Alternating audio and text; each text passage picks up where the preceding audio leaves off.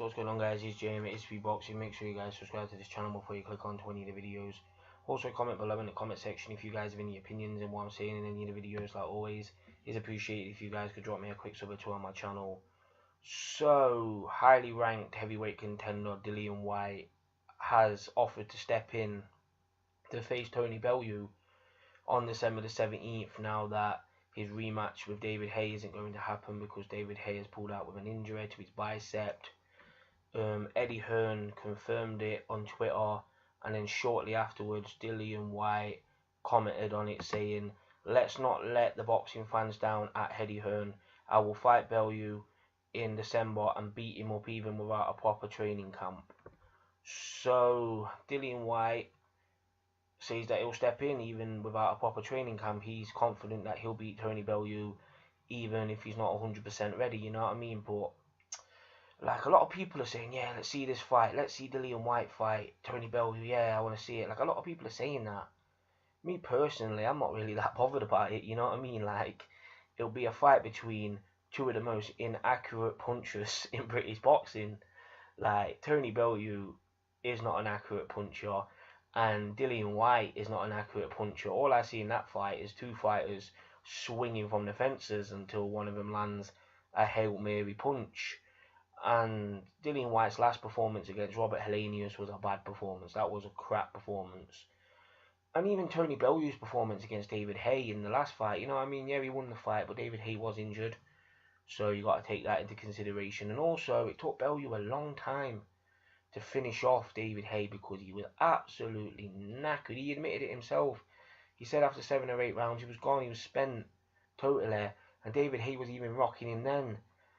And I think him and Dillian Whyte, you know what I mean? It's, like, I don't think Dillian Whyte would wipe the floor with him. Because, yeah, Dillian Whyte is bigger, he's stronger, but he's only about an inch taller than Tony Bellew. The only thing really he's got an advantage over him is actual, like, body size, you know what I mean? But in terms of punching power, Dillian Whyte is not the most devastating puncher at heavyweight. Like, he can crack Dillian Whyte, but he's very wild with his shots and he's very sloppy. So against Bellew, if he's sloppy, Bellew could catch him with something. And people say that Dillian Whyte's got a great chin, but I've seen Dillian Whyte hurt a couple of times. Like against Derek Chisora. Derek Chisora is not a big puncher, and Dillian Whyte was stunned so many times in that fight. Like, I can't even count on my hands how many times Dillian Whyte was stunned in that fight. His eyes were rolling in the back of his head and everything. And that was against Derek Chisora. So I'm thinking if Tony Bellew caught him flush, he could hurt him. He might not be able to knock him out or finish him off or anything like that, but I think he could hurt him. So, in my opinion, I think both guys will just go in there and swing from the fences. Both guys are not very accurate. Like I said, both guys can be very sloppy. But I think a deciding factor in that fight would be a gas tank. Maybe Tony Bellew would gas again, and I think Dillian Whyte could put the heat on him and then take him out that way, you know what I mean? Because Dillian Whyte has had stamina issues in the past, but in his last couple of fights against Robert Helenius and Derek Chisora and Ian Lewison and Dave Allen, he went the rounds very well, you know what I mean? He's been going a lot later in fights, whereas earlier on in his career when he was fighting lower level opposition and he wasn't really in the best shape, he was taking guys out in the first few rounds and his stamina wasn't really that great when he went into the later rounds. And against Anthony Joshua, his stamina was terrible. But I think after that fight, when he hooked up with Mark Dibbs and that, his stamina's got a lot better. So I think Tony Bellew carrying that extra weight, I think he could tire out a lot quicker than Dillian Whyte. Then I think Dillian Whyte could end up stopping him that way. But, you know what I mean? I think that fight is a lot closer than people are making it out to be. And I understand people want to see it, but me personally, it's not something I'd be too excited about. Yeah, it'd be interesting.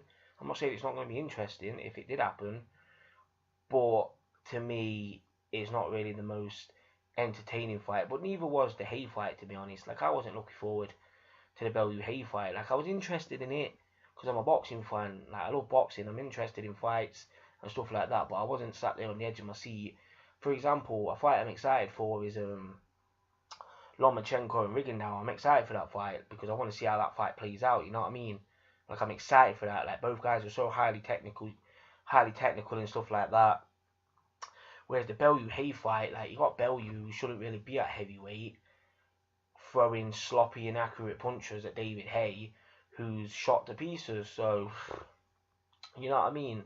So, the only fight I'd really be proper wanted to see between Tony Bellew now is a fight against Josie Parker, because I think that could be an interesting fight for Tony Bellew. Like, a lot of people say that's a mismatch. Like, I don't really know where Tony Bellew can go apart from the Hay fight. He could go back down to the cruiserweight, but the cruiserweight division is tied up at the minute with this World Boxing Super Series. All the big players at cruiserweight and all the meaningful fights, all them guys are tied up in that tournament facing each other. So Tony Bellew's only got heavyweight to go, and I think that's the only place he wants to stay now. I think if Tony Bellew doesn't get a heavyweight title shot or a fight with David Hay, then I think he's going to hang the gloves up, because I don't think he wants a fight with Dillian Whyte. I don't think he's bothered about Dillian Whyte. I don't think he sees Dillian Whyte as a viable opponent. I don't think he sees anything in that fight. And I feel the same, to be honest. I don't really see anything in that fight. Like, what does that get Tony Bellew apart from a high ranking with the WBC? Tony Bellew's ranked number 6 with the WBC. Fuck knows why, but is Tony Bellew going to fight Deontay Wilder after he beats Dillian Whyte? You know what I mean? Like, at the end of the day, it's very confusing now that David Hayes pulled out. Like, we don't know what Tony Bellew's going to do. I think if Tony Bellew wants to stick around and fight David Hay, I think that could be the best bet for him. You know what I mean? If David Hay's going to come back, if David Hay gives him a time in which he's going to be ready, I think Tony Bellew should just sit it out, you know what I mean, and just wait for the Hay fight, and then come back early next year, maybe April, May next year, and fight Hay in a rematch, earn a lot of money, and then possibly hang him up. Because the Dillian Whyte fights, you know what I mean, that's not really a fantastic fight. I don't want to see him fight Deontay Wilder and Anthony Joshua, because I think that's just suicide. I think he's just asking to be knocked out. And the Josie Parker fight, he could get knocked out in that fight, but I'm just saying, out of all the heavyweight fights he could have at title level, that's be the one I'd be most interested in. And apart from, yeah, that's the only fight I'm really interested in, seeing Tony Bellew win, you know what I mean? The David Hay fight, I was interested to see how it played out, but the fight itself, when it was announced, I was just like, yeah, you know what I mean? But to be honest, what was Tony Bellew really gaining from beating David Hay again?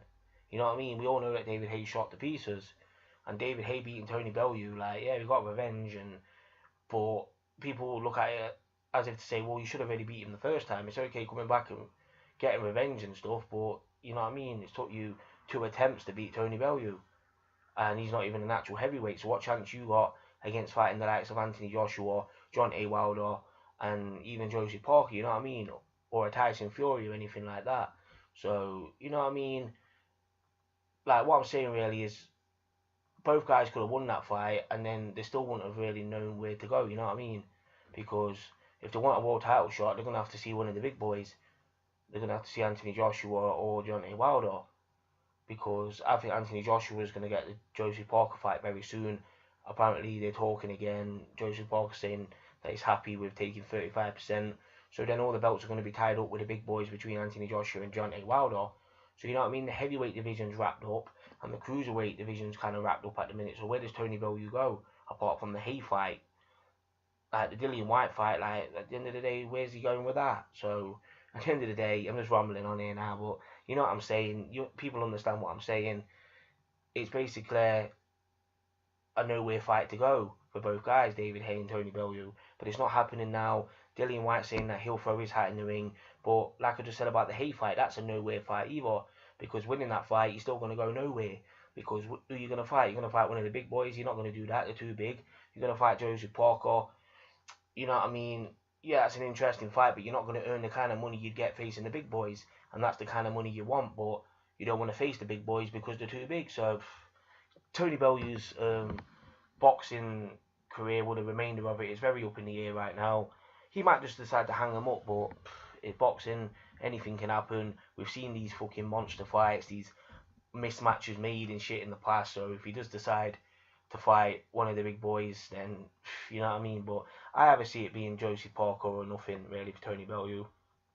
That's what I see it as. I don't think he's going to fight Dillian Whyte, even though Dillian Whyte has offered to step in on, what is it, 3 weeks? Well, just over 3 weeks, innit? No, just under a month, innit? Well, that's how long the David Haye Tony Bellew fight was. That's how long it is to December 17th. Just under a month. Like, I just don't see Dillian Whyte and Tony Bellew being the kind of fight you want to see on 3 weeks' notice, and it's not a fight I'd really want to see anyway. So yeah, comment below in the comment section. It's JM, it's Speedboxing.